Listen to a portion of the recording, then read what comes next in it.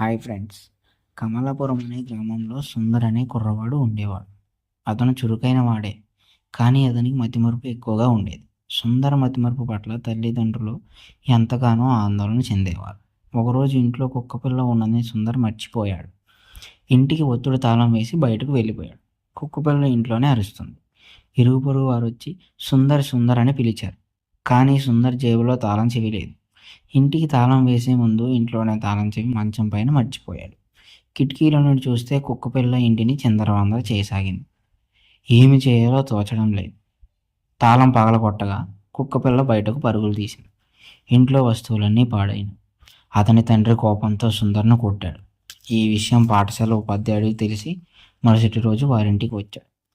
సుందర్ మతిమరుపు పోవాలంటే తిట్టడం కొట్టడం మార్గం కాదు. అతనికి ప్రతి విషయం ప్రేమగా చెప్పాలి. మీరు ప్రతిరోజు క్రమం తప్పకుండా బడికి పంపండి.